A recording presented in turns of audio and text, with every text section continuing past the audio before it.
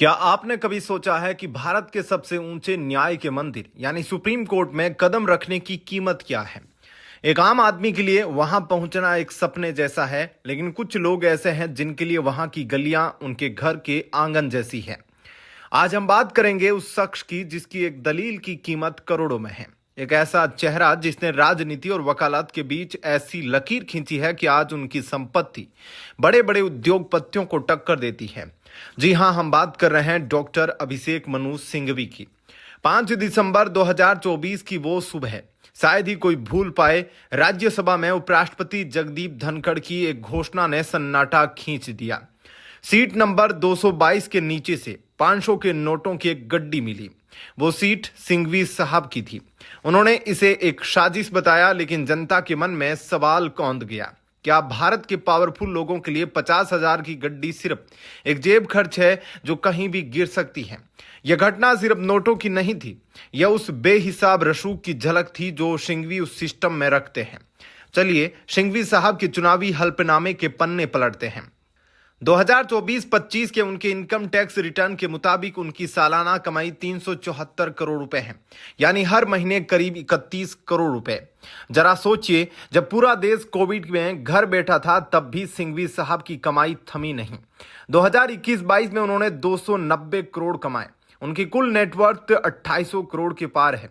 उनके पास 60 किलो चांदी है, करोड़ों की पेंटिंग्स है और विदेशों के पोस्ट इलाकों में बैंक अकाउंट्स। सबसे दिलचस्प बात, उन पर 1 रुपए का भी कर्ज नहीं। वो कर्ज देते हैं, लेते नहीं। उन्होंने करीब 255 करोड़ तो लोगों को एडवांस या लोन के तौर पर दे रखे हैं। कानूनी गलियारों में एक जुमला मशहूर है, जज साहब कानून नहीं वकील की शक्ल देकर फैसला सुनाते हैं। क्रूर लग सकता है, लेकिन सिंघवी, हरीश साल्वे और मुकुल रोहतगी जैसे वकीलों की फीस इतनी शक्ल की कीमत है। सिंघवी साहब की एक पैसे की फीस 6 लाख से शुरू होकर 25 लाख तक जाती है। अगर कोई बड़ा कॉर्पोरेट केस हो तो ये आंकड़े और भी डरावने हो जाते हैं। आम आदमी जो 5,000 की नौकरी के लिए लड़ रहा है, उसके लिए यह सिस्टम किसी अभेद किले जैसा है जिसे सिर्फ ये अरबपति दरबारी ही खोल सकते हैं। सिंघवी सिर्फ एक वकील नहीं, कांग्रेस के सबसे भरोसेमंद संकट मोचक भी हैं। राहुल गांधी से लेकर अरविंद केजरीवाल तक जब भी कोई विपक्षी नेता कानूनी शिकंजे में फंसता है, सिंघवी ढाल बनकर खड़े हो जाते हैं। उनकी पत्नी अनीता सिंघवी जो एक गजल गायिका है, उनकी कमाई भी करोड़ों में है। यह परिवार सिर्फ पैसा नहीं कमाता, यह भारत की सत्ता के केंद्र में बैठकर नैरेटिव सेट करता है। हार्वर्ड और कैम्ब्रिज से पढ़े सिंघवी 37 साल की उम्र में ही एडिशनल सॉलिसिटर जनरल बन गए थे। यहीं से शुरू हुआ था चांदी काटने का वो सफर जो अब तक जारी है।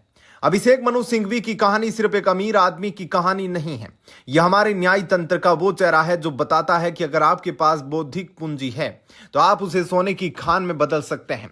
लेकिन सवाल हम सब के लिए छोड़ जाता है, क्या एक लोकतांत्रिक देश में न्याय इतना महंगा होना चाहिए कि उसे पाने के लिए किसी को अपना घर बेचना पड़े?